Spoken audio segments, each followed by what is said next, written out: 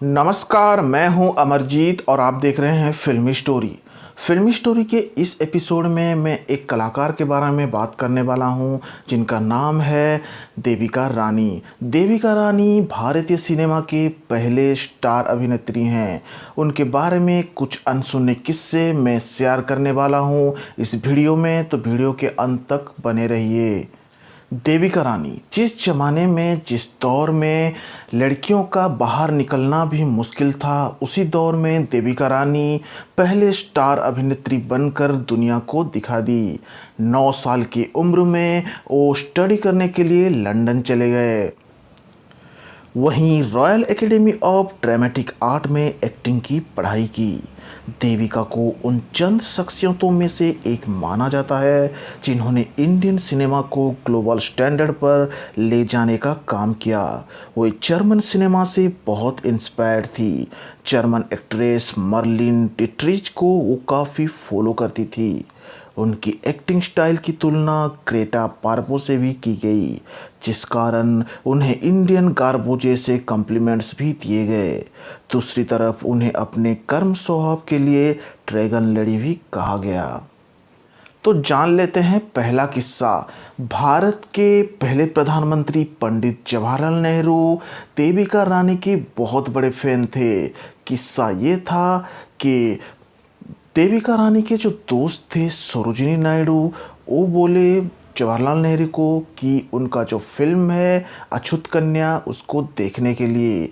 जवाहरलाल नेहरू जब अछूत कन्या देखे तो उसी फिल्म के साथ वो देविका रानी का फ़ैन बन गए। तो उन्होंने एक फ़ैन लेटर भी देविका रानी को भेजा था।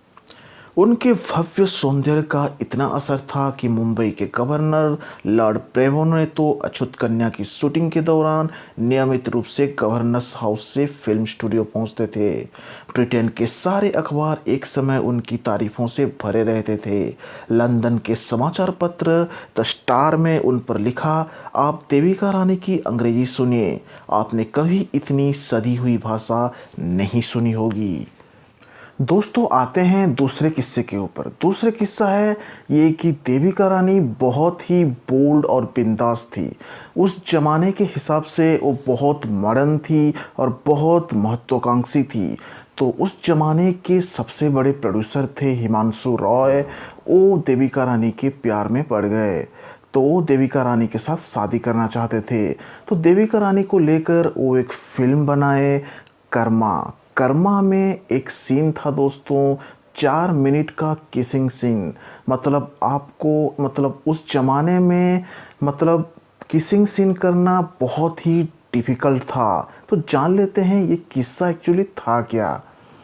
हिमांशु रॉय ने देविका रानी को अपने फिल्म कर्मा के लिए हीरोइन का ऑफ़र दिया। हिमांशु खुद इस फिल्म के हीरो भी थे। ये किसी इंडियन द्वारा बनाई गई पहली इंग्लिश संवाद वाली फिल्म थी।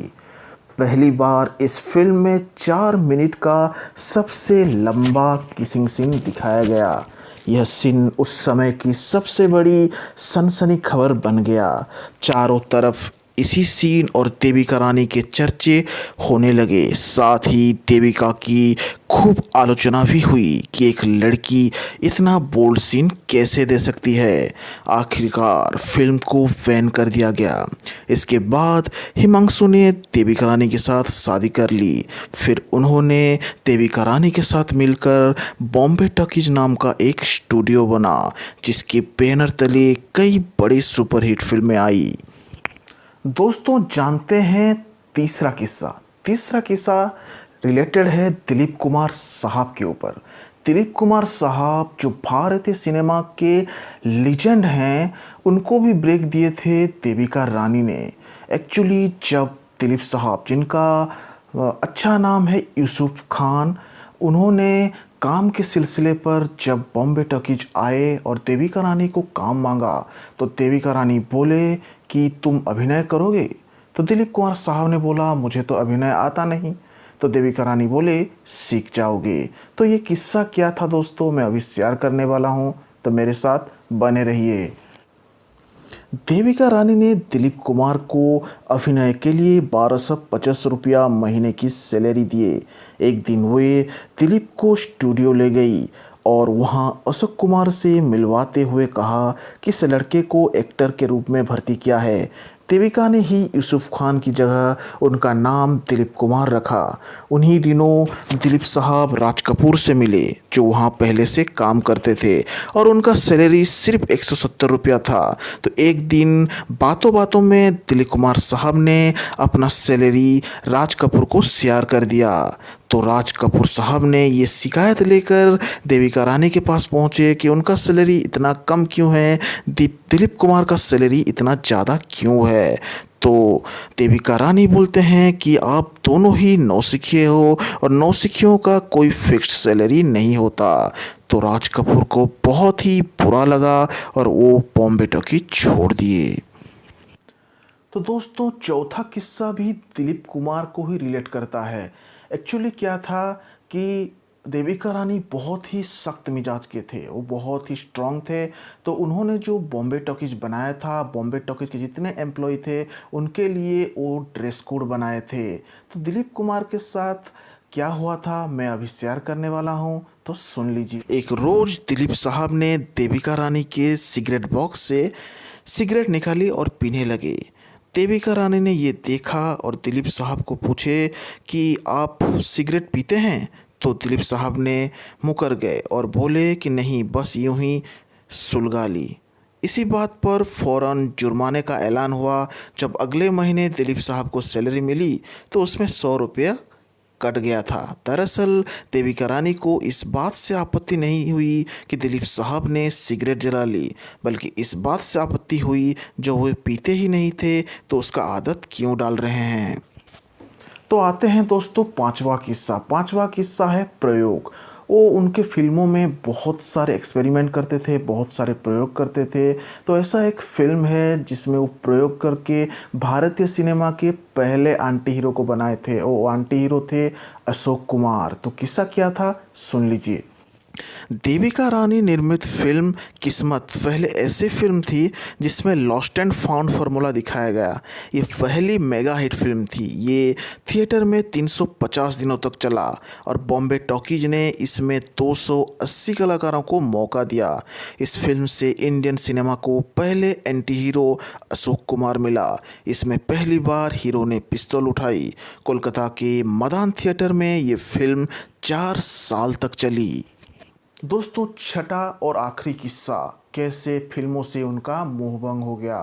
1940 के दशक में हिमांशु रॉय की मौत हो गई। उसके बाद उन्होंने बॉम्बे टॉकीज कुछ सालों संभाले।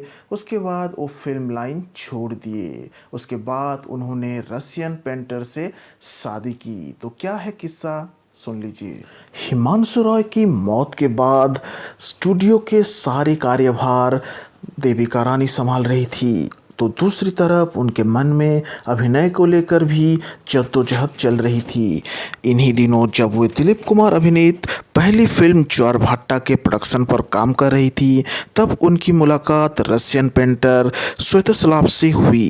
देविका अपनी आखिरी फिल्म के सेट के डिजाइन के लिए स्वेतोस्लाव रेरिक के स्टूडियो गई थी। यहीं पर उन्हीं से हुई उनकी पहली मुलाकात ने उनकी लाइफ बदल दी, जिसके 1 साल बाद दोनों ने शादी कर ली और देविका ने बॉम्बे टॉकीज बंद कर दी।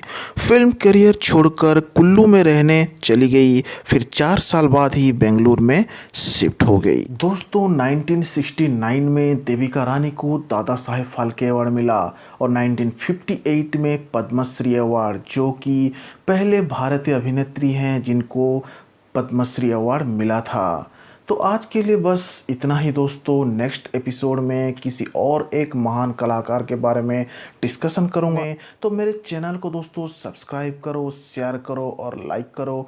और ये वीडियो आप लोगों को कैसा लगा कमेंट बॉक्स में कमेंट दीजिए। नमस्कार।